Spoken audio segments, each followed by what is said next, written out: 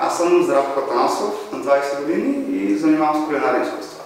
Какъв мечтаеш да станеш, като пораснеш? Като малък мечтах да стана кулинар или ветеринар. А какъв стана? Аз станах най-добър манготвач на България за 22 година. Какви качества трябва да притежава човек да спечели тази купа?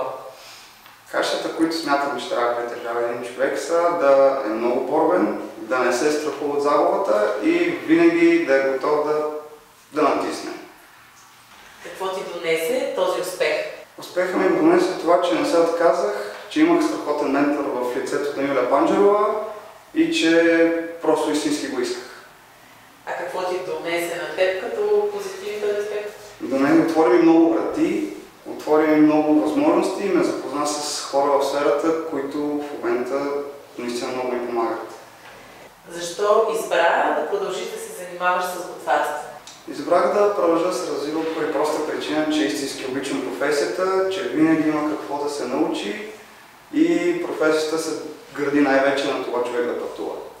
Какво би посъветвал всички тинейджери, които се чудят дали да участват в конкурса? Всички тинейджери ги съветвам да не се страхуват, да се запишат докато още има време, защото до 27 октомври е крайната дата и да не се притесняват и да не си мислят, че има нещо страшно в това. Винаги да отиват за позитивните емоции, винаги да научават нещо, защото винаги има какво. А самия конкурс, какво ти помогна да достигнеш до първото място?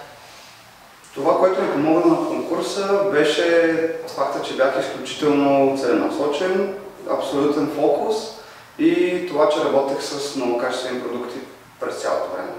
Какви продукти използва от портфолиото No Import? От портфолиото No Import имах възможността да работя с екстра върджин зехтина, който е тук и на всичко отгоре даже получих и аплаус от шефовете, които бяха и журите, че много добре се връзва